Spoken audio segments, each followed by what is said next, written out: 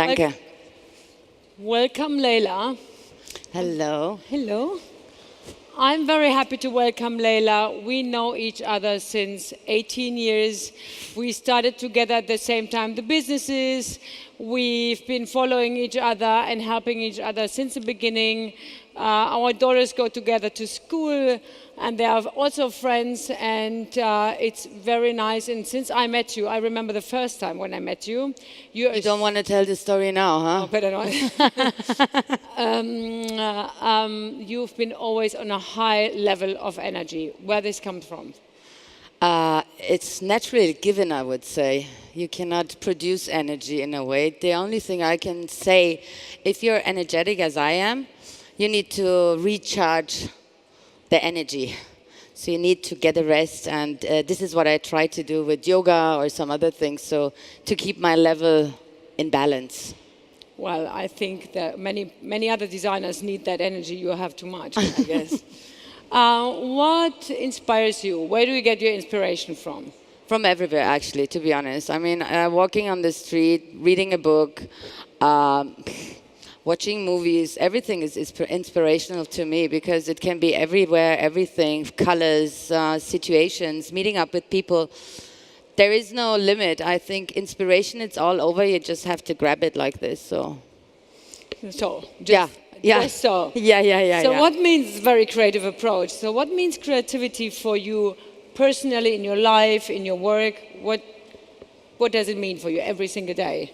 So creativity starts with, I think personally, you want to change something, or it's like this thing in your brain, you want to do something different, or you want to create something. So, but the misunderstanding with creativity sometimes is that creativity is always in the same sense with design and creators. But I believe like doing a business plan is creative.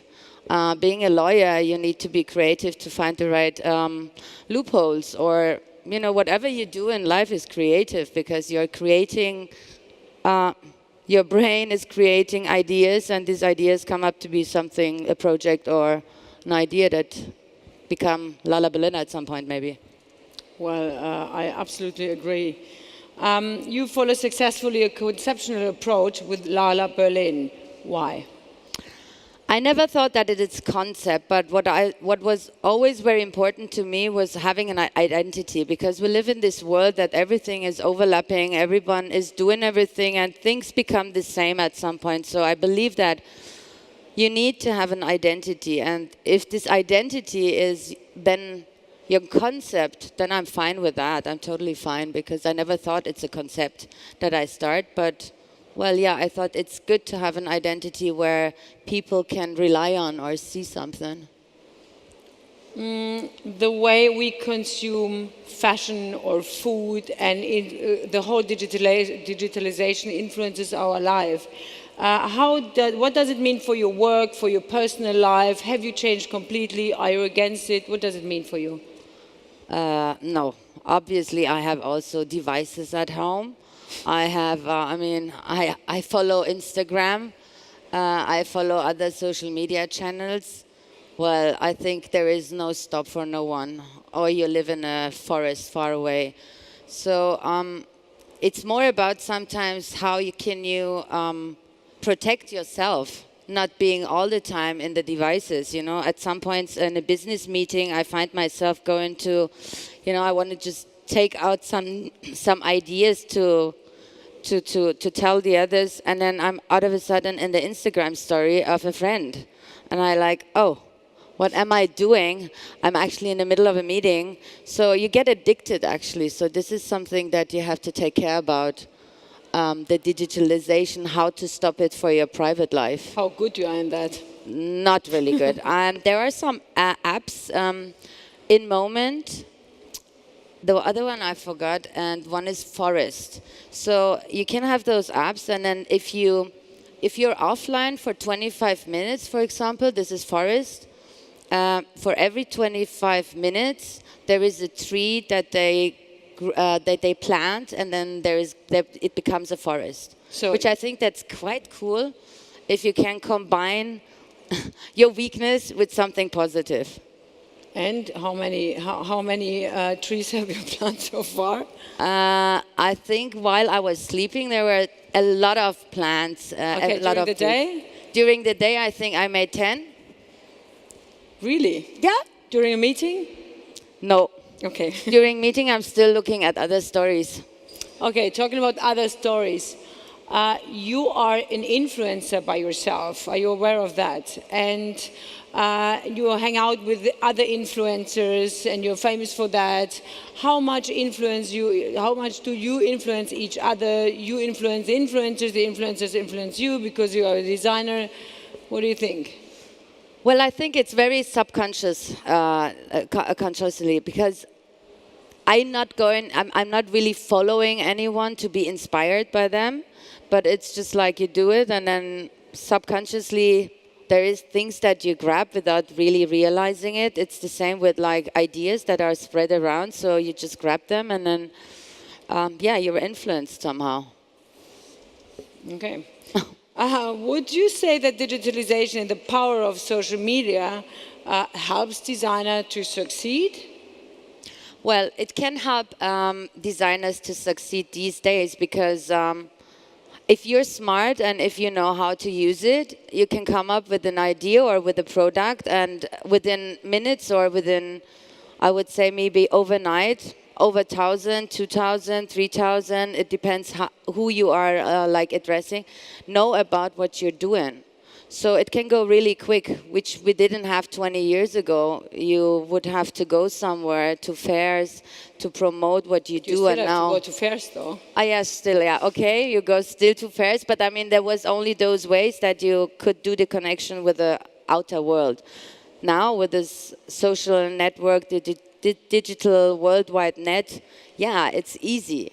But I also think it has risks, so it's a double-sided sword. Because on the other hand, you start comparing too much, you're starting to want to do things that others did. So it's, like you have to balance this really out in a way, so otherwise you're trying to do too much that it's not good for you. As much as it can help, right, to show the products, to try to a worldwide audience and to present the new product you're having, what could be the downside of the whole thing? The downside is what I said actually, that you try to, on the other side you try to compare yourself because they did it like that, so I want to do it like this. And it's also very individual, not everything works for everyone. So the individual life and the circle somehow disappears. See what I mean? Yeah. So actually you're saying it's too comparable and then you lose your own track. Yeah. Right? Maybe also your own identity because you're just following others and following the track of others. Okay, I see. I mean, following the track of others, what we're going to do with our daughters, right? Oh. They are on social Where media. is she? She? Yeah, I brought her with me, but... Hi, Lou. Lou. We're in the same situation. What we're going to do with our daughters using apps like Musical.ly, want to be on Instagram, all this stuff. What we're going to do as mothers with our responsibility, having moms like you, for example, who is constantly public, she can follow you online, in print, and everywhere. It's really, really hard, I have to say. She has a phone. She is 10 years old. She has her own Musical.ly. Yeah, she does. She asked me the other day if she can also have Instagram. I wasn't sure if this is okay or not okay. You said no. You said no? No. But she has like an iPad. Yes, an iPad. So she goes on YouTube and watches do-it-yourself videos, how to do glue, or I don't know what else. Maybe sometimes she also just tells me those things. I don't know. But then also I see that she's doing like this environmental knowledge on YouTube, or I think something educational things. I think I try to explain her that she rather should take the positive sides of it and not being totally focused in it, because it also kills your brain, especially in that age. Too much information, too much overload. I think having time for yourself and with kids and play and being more sensual and human is more important than just like sitting in front of the phone. So it's again the balance, right? Yeah. Okay. I'm born 1972, and I had about 42 Barbies I played with, and I loved them. Probably that's the reason why I went to work in fashion. And when I heard that Mattel was dedicating a Barbie to my friend Leyla, I was over the moon. Are you aware that you are an idol, because you've been chosen because of that you're an idol for many women? I was honored. I mean, I was one of 14 women worldwide to become an own Barbie. I never would have thought this, to be honest. I'm a squarehead. I'm always loud. I'm a party girl. I do business. I'm serious on the other side. But I thought, okay, not me. But, these days we become so open-minded. And this is the good thing also, that people like me get acknowledgement and I become an idol. I think that's so cool. I would have never thought this. So, yeah, that was quite a good honor. I think it's super cool. You have both a retail store and an e-commerce store. Which one works better for you? Which one works in terms of sales or in terms of... In terms of data, in terms of knowing your client and behavior, in terms of everything, sale too? I think the online, in terms of data and like getting all the reports and all the analysis that you're talking about, is the online better? But I have to confess that the system that we are working in the shop is not as good as the online one. So maybe that's the reason. And working in terms of sales, I think still the stationery shop is, like the experience that you have, someone who is doing really customer service is a different one. So like more fashion pieces we can sell in the shop, and the easier pieces we do online, because the explanation and then the feeling of wearing, so this is the experience that I can say with the two channels for sales. Okay, what kind of overcoming obstacles you have been facing, or you still do? Short. Well, within the last 17 years, when I started with what I'm doing, I mean, the list is really, really long. Every day there is an obstacle, and I have to overgo these obstacles. But I think for me, the biggest obstacle is the personal one, when you are personally insulted by someone who is leaving the company. It's like as if the world is going down, It's like I can't really handle that. I'm too emotional. With all the other obstacles, such as when you start a company with like structure, financing, you find a way after years how you get a little bit calmer and you don't get like totally crazy.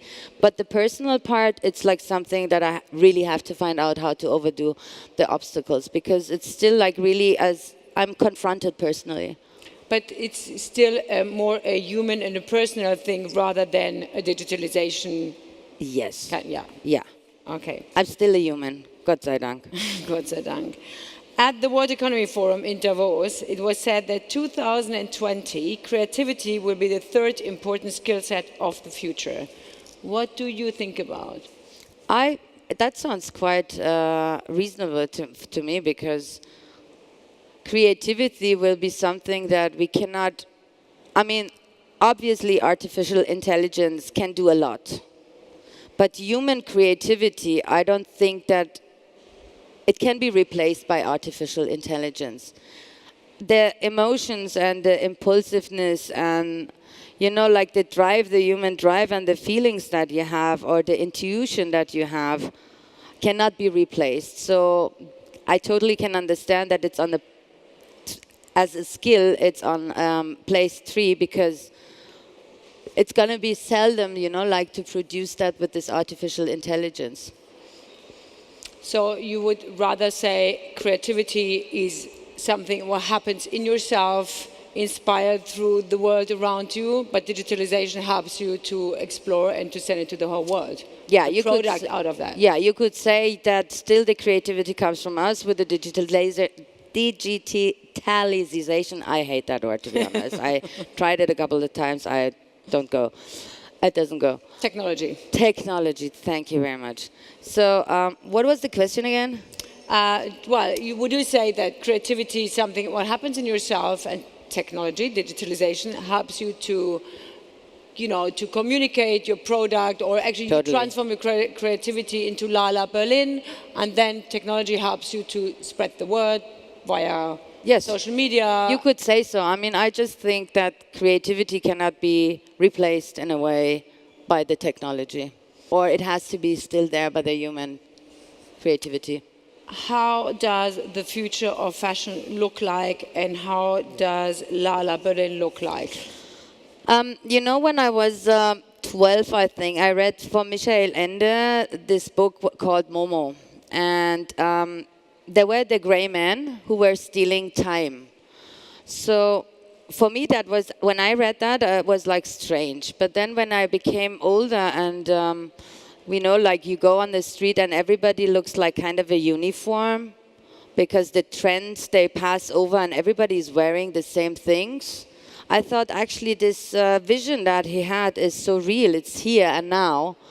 And I thought this is quite interesting. And if I think like 40, 50, 60 years later, not in the near future, I think maybe things become kind of grayish, greenish, because resources are becoming less, and we have to see how we dye, how we produce things. So maybe we want to work with more recycled materials, and if we don't want to have the recycled materials in the same way that we have it here, so we don't dye them. So everything is kind of greenish, grayish to me.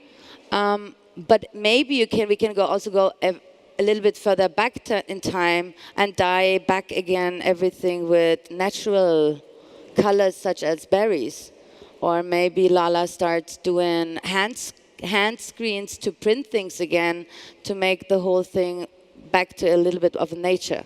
And could you also think the other way around, that we have all the devices on Lala clothes? I'm wearing a Lala dress. So instead of holding my smartphone, and I always have like one hand blocked, having it here, talking to my daughters, my husband, whatever, to the office? Or would you rather go and say, I go the other direction?